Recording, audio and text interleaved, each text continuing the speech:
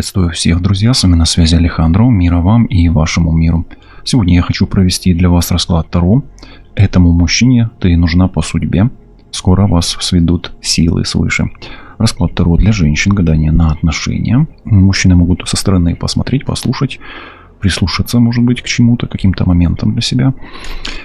И вы можете услышать ту информацию, которая необходима вам для осознания того, что вам нужно для того, чтобы вас свела судьба вместе с вашей второй половинкой, может быть, с родственной душой, может быть, это новые отношения, если вы их ищете. Неважно, где вы их ищете, вы их можете искать и в треугольнике, это могут быть и новые отношения. Поскольку это общий расклад, применяйте интуицию собственную и примеряйте ситуацию в раскладе под себя, да, под свою ситуацию. Помните о том, что это общий расклад, и резонировать он может не с каждым. Хотя, если вы прослушаете от начала до конца, то обязательно услышите советы, инсайты и подсказки высших сил. Итак, давайте начнем с того, что посмотрим вашу ситуацию, чтобы вы понимали, ваш ли это расклад. Ну, смотрите, вам башня, да, выпадает первым раскладом, первой картой сразу же, да. Это говорит о том, что найти мужчину для вас это, просто крайне важно уже. Особенно если вы уже давно ищете, это уже цель для вас. И башня это всегда символ мужского, фаллического, давайте скажем, достоинства, да, то есть партнер вам нужен. То есть если вы себя где-то внутренне отговариваете, это нафиг он мне нужен, давайте так, я скажу, вы как минимум себе льстите или обманываете себя, да. Поэтому больше это, конечно, для тех, кто действительно еще может и хочет, да, быть вместе. Если вы там в таком периоде, что уже считаете, что вам это не надо, значит, это не ваш расклад. Может, вы просто смотрите, да, со стороны. Но, тем не менее, мужчина вам нужен, и он нужен вам для достижения какой-то цели своей. Может быть, это ребенок, может быть, это семья, может быть, это просто уже у вас этого никогда не было. И вам, кстати, нужен высокий мужчина. Вы в приоритете для вас, да, вот вам ниже вас мужчину не нужно. Да, это вот вам высшие силы говорят, ищи высокого, да, ищи стройного, да, и выше себя. Также вам, возможно, и нужен мужчина из общества, которое отличается от вашего, и оно было бы немножечко выше. Я не знаю, там интеллигент, или побогаче, или из другой страны, да, вот так вот. Давайте дальше. Видите, мужчина для вас важен. Мужчина важен в вашей жизни. И я вам так скажу, вы не просто нашли это видео, не просто так, да. Вам нужно продолжать искать, да, вам без поиска мужчины, давайте так скажем, вы пропадете, скорее всего, да, то есть башня это ориентир, то есть вы на верном пути на самом деле, да, вот так вот. То есть продолжайте искать, у вас все получится, и рано или поздно он у вас будет, да, вот. Пока что карты идут в прошлом, да, эти две карты, у вас, скорее всего, был какой-то важный для вас мужчина, это прошлое. И, кстати, роль отца в ваших отношениях, она играет не последнюю скрипку, не последнюю.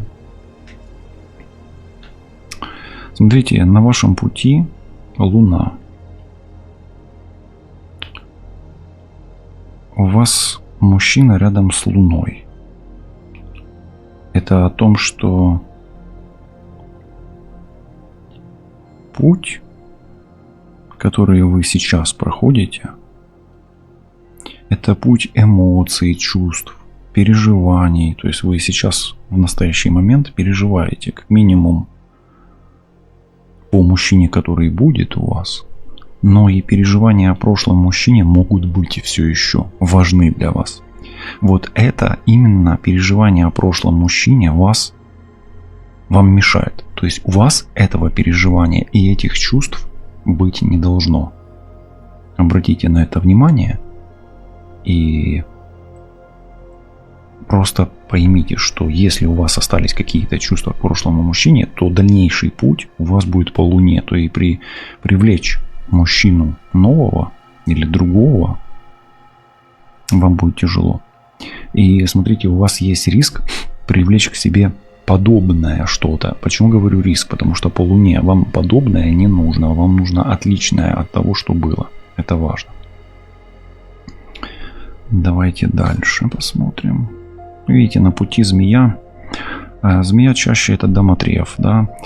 Смотрите, это может быть и вы, домотрефовая. И здесь не у змеи вообще, это огненная женщина. Это овен, лев, стрелец, да. Но есть опасности некие, есть предостережения на вашем пути. Как минимум, вашему пути к мужчине, вот ориентир, мужчина, путь нечистый, такой трудный, сложный, эмоциональный, может мешать женщина. Это может быть жена, да, жена бывшего мужчины, может быть, если он ушел кому-то. Это может быть ваша мать, потому что здесь Луна, особенно если мать огненная. И ваши эмоции. Вот этот момент просто сейчас учтите, да, если вам это резонирует в раскладе, да, то, ну, просто имейте в виду, вот эти аспекты действительно могут вам мешать, если фабула для вас, она, ну, как бы близка, давайте так скажем, да. Ну и последняя карта. Ну и смотрите, здесь две женщины рядом. Возможно, в прошлом была соперница у вас. Возможно, мужчина ушел. Или к червовой даме, это водная дама, в другую семью. Или к трифовой даме. Тут все зависит от того, какая у вас стихия. Если вы больше к огненной стихии и к воздушной стихии, то вы змея. Если вы больше к водной стихии и земной стихии, то вы, ну, как бы домотреф. А если вы водная и земная стихия, то вы королева червовая. То есть у вас в будущем, в любом случае, вопрос пересекается, вопрос с мужчиной пересекается с женщиной, да, или с одной, или со второй. То есть, по сути, у вас где-то как бы из прошлого не закрыт гештальт с мужчиной и с женщиной, с которой либо он остался, либо он к ней ушел. Это также может быть ваша мать и ваш отец. Какие-то влияния тут могут быть. Давайте посмотрим, какая цель или что может помогать достигать вашей цели на пути к своему мужчине. Чувство, все равно чувство. Чувство, интуиция. Но и здесь и король бубновый, это рыбы. Что может помогать вам на вашем пути? Мужчина, который разбирается в чувствах как минимум. И вам нужно искать, знаете, все-таки богатого мужчину, не бедного. То есть действительно вот этот уровень, да, уровень башни, вам нужен действительно такой мужчина статный, стройный, статный, крепкий, надежный, не бедный и из общества не бедного. Ну вот почему-то так. Вот эти ориентиры вам помогут. Давайте посмотрим, что это за мужчина вообще, да, то есть какие черты характера, вот как этого мужчину можно охарактеризовать, к которому вы идете, да. Смотрите, прямо солнце идет. Это мужчина, во-первых, светлый, сильный, богоподобный. И самый главный для вас, это действительно расклад о том, который говорит, что он в тему, да, мужчина, который войдет в твою жизнь, и он будет дан тебе свыше. А солнце — это у нас всегда божественные проявления. То есть он реально ослепить должен тебя, да, вот как женщину. Заслепить, ослепить. Ты будешь ослеплена им, да, вот так вот. И он действительно будет дан тебе свыше. Какие черты характера? Он умный, понятный для вас, да, вот вы его понимать будете, да, то есть и, скорее всего, вы его будете понимать и душой, и сердцем, и разумом, да, то есть такое вот, ну, уже как бы уровень понимания с полуслова, с полувзгляда, сердцем, да, вот всем сразу же, да. Потому что Солнце рядом с Луной, смотрите, и Солнце рядом с королем Земли, да, и он рыбы. То есть и душа, и разум будет понимать одновременно. И это такой человек перспективный, вы будете чувствовать в нем будущее. Солнце — это всегда аспекты будущего, да, Луна — это прошлое уже. в ушедшее. Кстати, я вам скажу так, что учитывая то, что Луна вообще в центре ситуации, прошлое очень сильно влияет на вас. И оно где-то мешает будущему. То есть и то, что я говорил, что мужчина не должен быть похож на предыдущего не визуально, не там характером, это важно. Особенно если вы уже были с мужчиной, с абьюзером. Вот такое вот, если вдруг ушли. Давайте посмотрим, мешает ли вам эзотерика, магия, мистика в движении вперед, ну, к своему мужчине, новому. Ну, если это и мешает, то это прошлые отношения, потому что девочка это или ваша дочь, или ваш сын, ну, ребенок, да. Вот. И если это родовые программы матери или отца, да, они тут очень сильно могут просвечиваться, поэтому это может мешать, да, все-таки прошлое влияет на вас очень сильно.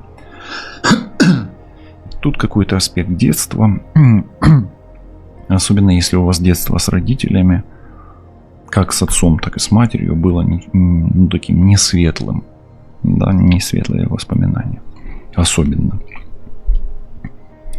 Ну, как минимум у вас тут с отцом может быть светлое что-то, а с матерью не очень светлое. Вот.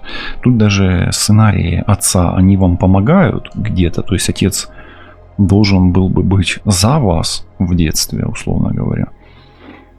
А мать вряд ли, потому что, ну, возле Луны, как возле матери, да, плохая карта. А возле Солнца более-менее хорошие карты. Поэтому все магические аспекты, они в детстве, в родовых программах, где отец был за вас, мать против вас. Мог отец рано умереть здесь. Вполне здесь. Отец он в прошлом, Луна, как бы смерть и опасность. Он мог даже как бы трагически погибнуть, и вы уже жили с матерью там как бы отдельно. И тут, смотрите, прям девочка, это прям для женщин расклад, прям круто. Вот. Да. Но, опять-таки, если муж прошлый ушел какой-то другой женщине и вас оставил еще и с ребенком, то тоже это может влиять как минимум действие той женщины, которая его увела, особенно по Луне, понимаете. Если вам какая-то, грозит ли вам опасность от женщины, давайте с прошлого посмотрим, да, в будущем точнее, да, ну и с прошлого женщина может быть. Да, скорее всего, угрожает женщина вам.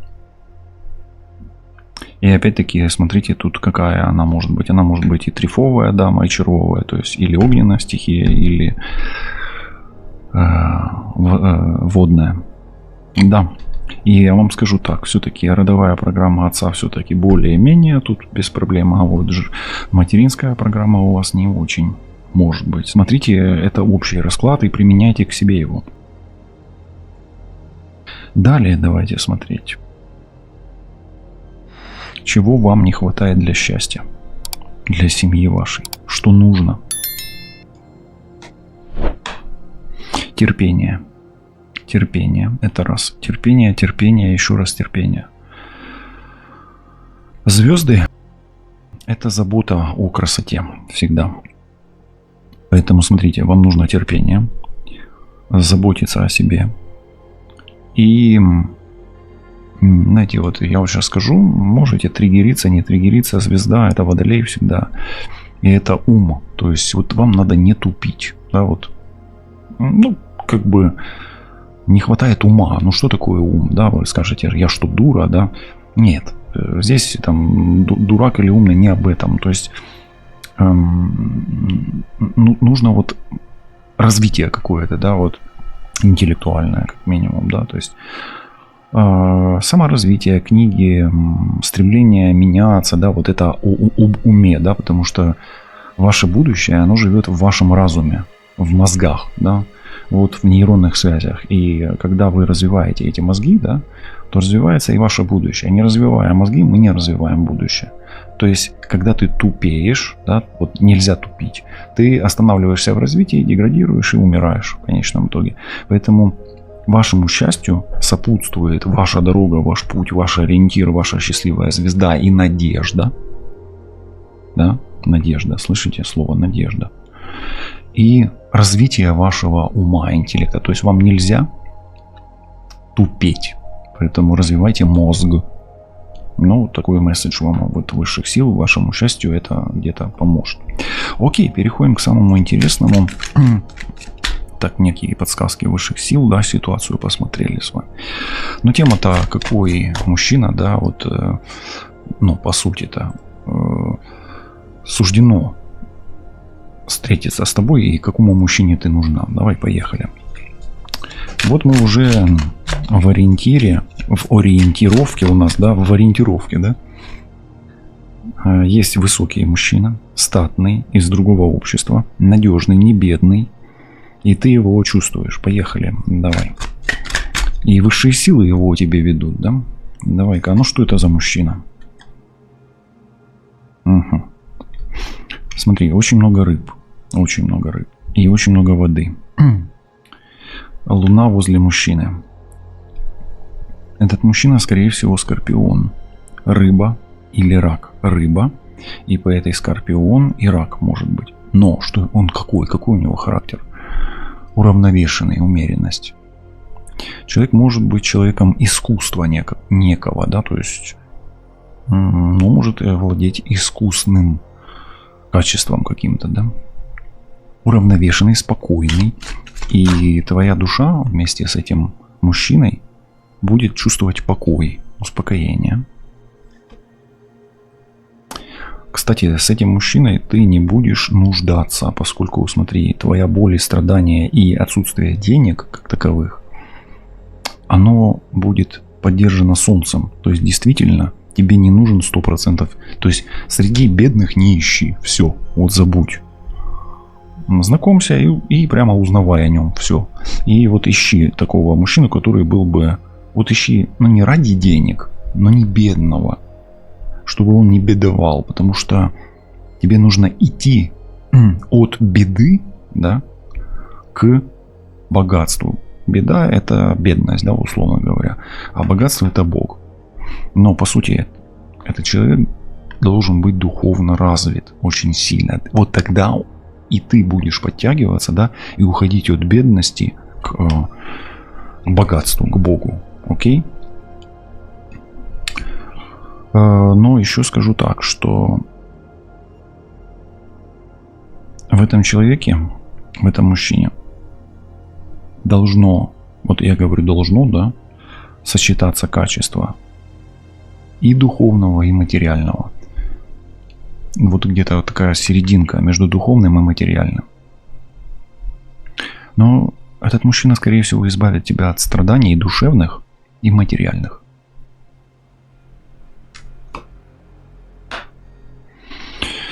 Девятка Пентаклей, очень классная карта, подтверждающая то, что этот мужчина должен быть щедрым, ищи щедрого человека.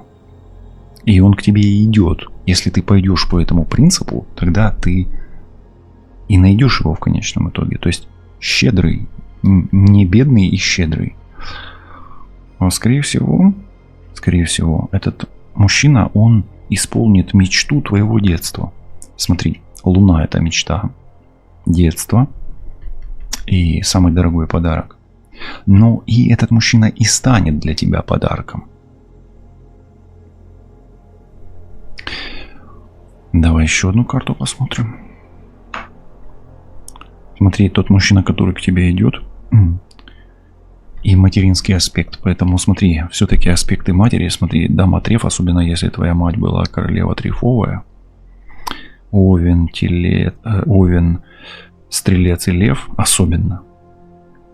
Дама пиковая, если образ ее совпадает. И здесь мать. Все-таки мать опять, да, на пути твоем к мужчине. И ты как, да, мать детей этого мужчины, все-таки должна урегулировать этот вопрос каким-то образом с матерью. Что у тебя с матерью, я не знаю. Уже нужно смотреть отдельно, да, как бы в индивидуальном порядке. Это общий расклад. Поэтому ты на пути, вот прямо как стеной плохие карты идут, да. Ну вот это вот плохая карта. Если у тебя с матерью было все классно, и у матери с отцом не было проблем, тогда просто не учитывая эту вертикаль здесь и все. Тогда эта карта просто говорит о том, что ты, скорее всего, этому мужчине либо родишь ребенка, да, либо будешь чувствовать себя с этим мужчиной богиней.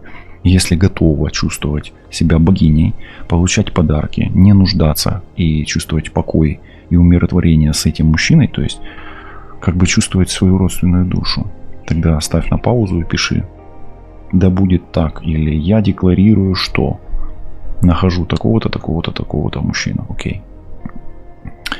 Но это уже декларация намерения, это часть проработки твоей на этом сеансе, да, получается. Но пока что мне нравится то, что я вижу. Давай посмотрим, как он будет, этот мужчина, в семье себя вести, да, по сути. Вот мы пока смотрим, да, он тебя будет очень ценить. Ты для него будешь самый дорогой, самый красивый человек. Может быть, он ищет даже, да, подобную женщину для себя, подобную матери. Да, это может быть, потому что тут прям материнские аспекты все прослеживаются. Но смотри, здесь и страсть. Здесь и совсем все по-другому. То есть это будет абсолютно не похожее на то, что было. 13-й аркан. Очень сложная карта на самом деле. И здесь смотри, Скорпион. И здесь смотри, Скорпион. Если у тебя, у матери с отцом были серьезные проблемы, и они жили как пауки в банке или как скорпионы в банке, ты рискуешь повторить сценарий родовой программы. Поэтому родовая программа, тут девочка в центре, ребенок, программа детства, она никуда не девается. Я просто еще раз говорю. Но если у тебя этого не было, и ты ищешь родственную душу, то ты найдешь родственную душу по воде. Прямо сейчас можешь рисовать себе на запястье руну Ларгус, палка такая, Иса, и потом так вот просто один раз. Вот так и вот так. Если чувствуешь тепло, то вода и водный мужчина, вода, это часть, ну как бы часть тебя, твоя вторая половина. Мы ищем вообще водного мужчину здесь. Центральная карта Луна. 2 воды, 2 скорпиона, и мы ищем родственную душу. Поздравляю. Смерть здесь — это карта, которая говорит о радикальной перемене в твоей судьбе, но обязательная отцепка от Луны, от прошлого и от тех программ, которые могут быть у твоих родителей. Если вдруг у тебя была такая ситуация, что действительно мужчина ушел по привороту, то я даже не исключу, что соперница могла делать порчу на смерть, если сильно болеешь, потому что это карта здоровья, если у тебя такая ситуация сейчас. Если этой ситуации нет, смотрим дальше. Это варианты, которые могут как бы сканировать, сканировать порчи. Окей, давай дальше, мы ищем короля все-таки, да? Но это водный человек все равно. Здесь очень много воды.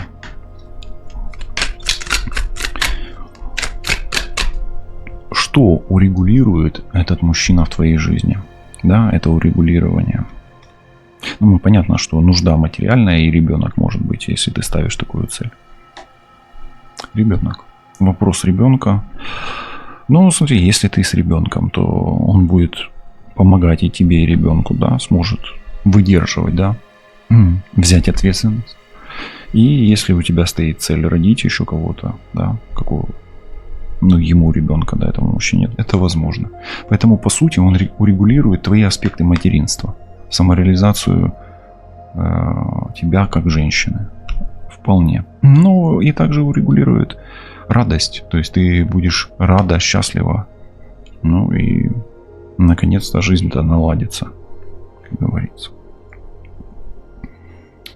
Какая проблема может быть самой актуальной в будущем с этим мужчиной? Смотри, самая большая проблема – это деньги. Но, учитывая то, что мы понимаем, что этот мужчина не бедный, нужно понимать, жадный он или нет. Вот это вот самое главное. Потому что по тельцу у нас идет скупость часто, ну, какие-то проблемы. Знаете, просто характер, есть разные характеры, да, то есть может мужчина быть и богатый, и сословия, то есть тебе нужно его, вот то, что я уже говорил, проверять на жадность. И искать бедного и жлоба тебе уже нельзя. Поэтому самая главная проблема в отношениях — не жадность мужчины. Вот он и идет, смотри, король бубновый. Поэтому смотри, обращай внимание не только на скорпиона и водных мужчин, но и на тельца. Потому что у нас вот уже идет король, появился прям король четкий среди Таро. Тут мы обращали внимание на водных и на земных имели в виду, а воды было много, поэтому я и говорю, и водного обращай внимание. Но эти два скорпиона, они могут говорить о родственных душах и о сложных характерах. А телец о зажимистости. А сейчас мы смотрим с тобой проблему. И если у тебя в прошлом от земных мужчин были проблемы, скорее всего, тебе не нужен тогда этот мужчина. А нужны водные. Услышь это. Но, тем не менее, я смотрю, здесь очень много тельца. Именно вот денег, да, телец. Поэтому, если ты женщина, например, телец, и он телец, скорее всего, вы как бы близнецы, по сути, да, тогда можно, если водный мужчина тебе не подходит, можно на другой рисовать руну Беркана. Это больше земная руна. И если руна Беркана у тебя на другой руке дает тепло, то тебе подходит мужчина земной стихии. Ну, если в прошлом не было жлоба, да, такого тельца. Окей, пока все классно, мне нравится. Ну и как минимум, смотри, все-таки карты-то меняются с пятерки пентаклей на короля пентаклей. Но как минимум бедной, да, ты не будешь. Хорошо, какой самый дорогой подарок здесь может быть в твоей жизни? Ну, все-таки этим дорогим подарком может быть все-таки ребенок и не одиночество. То есть ты действительно будешь нужна этому мужчине. Вот как у нас, в принципе, тема расклада. Действительно, это брак, да, брачная карта, союзная карта. Самый дорогой подарок — это брачные отношения союзнические. И он делает тебе предложение, да, вот он стоит, прям предлагает тебе это. И эта жизнь в радость тебе будет, не в тягость, как раньше, да, где-то тут прям за луной, да, в прошлом, а вот в радость будет. Прям, знаешь, вот карты в основном-то хорошие. А что ждет в этом браке? Еще раз спросим, да? Давай, вот брак. Что ждет в браке? Опять плохая карта, смотри. Страхи ждут тебя в этом браке. Почему так? Давай спросим. Вот смотри, страх, смерть. Может быть, страх смерти. Или страх повторить сценарий родовой опять. Вот чтобы этих страхов не было, смерть, да, нужно избавляться от этого. Есть некий незакрытый гештальт. Вот он, смерть. Вот она урегулировка, да, как будто оно не устаканено, да. Вот эти стаканы она тут переливает из большого кувшина в маленькие, да. Ты рискуешь бояться в этом браке опять. Или ты сейчас боишься? Вот это нужно понимать. Давай посмотрим, с каким самым большим страхом тебе придется встретиться с этим мужчиной в новых отношениях. Самый большой твой страх.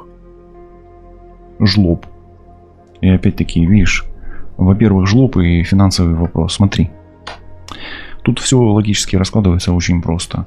Мужчина, который идет к тебе, не должен быть бедным из какого-то непонятного тебе общества, а должен быть светлым, богатым, не жадным ни в коем случае. И если ты вдруг встретишь тельца, и в прошлом был телец жлоб, то тебе нужно его проверять на жлобство, как ни крути. Ну или тельца, деву и козерога, потому что, как правило, более всего склонны к зажимистости именно земные знаки, тельцы, девы и козероги, да, по характеру. Поэтому для тебя в будущем самый страшный сон — это именно вот аспект его щедрости. Но тебе идет все равно щедрый мужчина.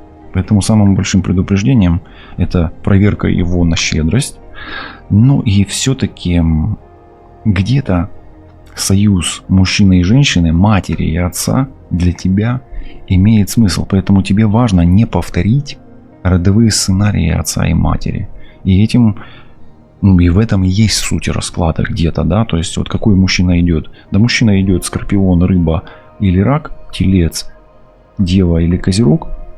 И важно, чтобы он был не похож на твоего отца из прошлого и не был похож на, допустим, предыдущие отношения, где ты жила в бедности, да, бедной и зажимистости. Окей, давай посмотрим.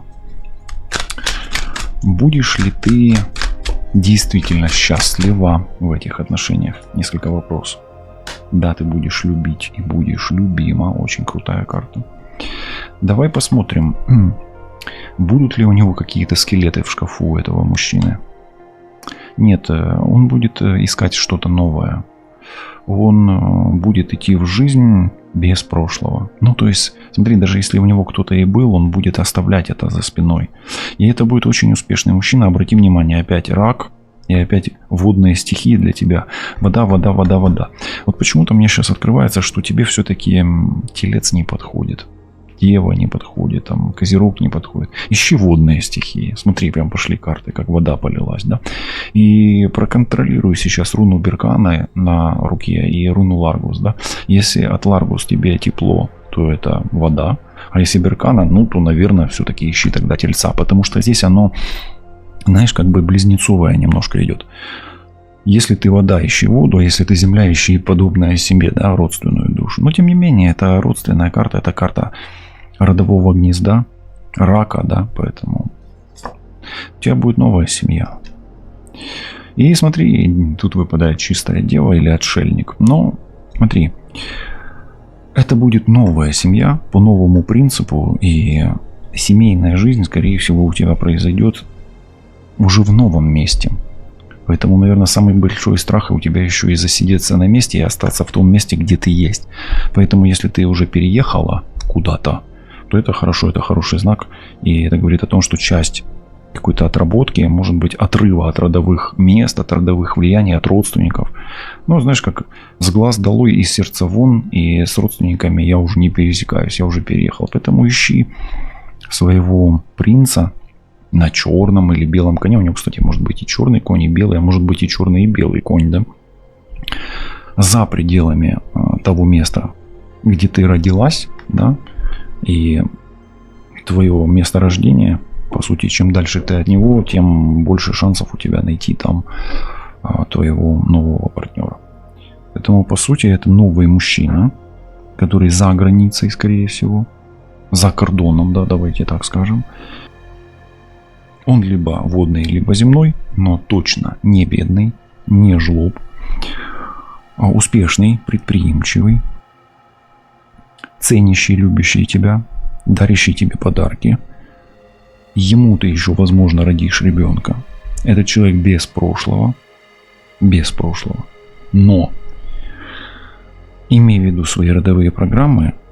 И если у вас, вы знаете, что этот мужчина все-таки имел какие-то отношения, то желательно здесь, ну, как бы избавиться от них каким-то образом, потому что эта карта, она часто о целителе неком, поэтому не исключу, что, может быть, придется корректировать энергетики тебе для него и для себя, то есть как-то их стабилизировать. Очень хороший расклад, и напишите, пожалуйста, мне в комментариях, что вы чувствуете, глядя на эту карту, на этого колесничего или на эту колесницу, и пусть эта колесница поведет вас в новый мир семьи, любви, новых отношений, где не будет нужды, болезней, старых родовых каких-то сценариев, которые вам с детства, которых вы с детства боитесь. Это страхи детства на самом деле. И пусть этот брачный союз будет полон солнца, радости и отсутствия ваших страхов. Мира вам и вашему миру. Берегите себя, любите себя і міри, які окружають вас. Оставайтесь на зв'язі та пам'ятайте, що все буде добре, якщо ви будете допомагати силам світла, нищити сили темряви. До зустрічі. Па-па.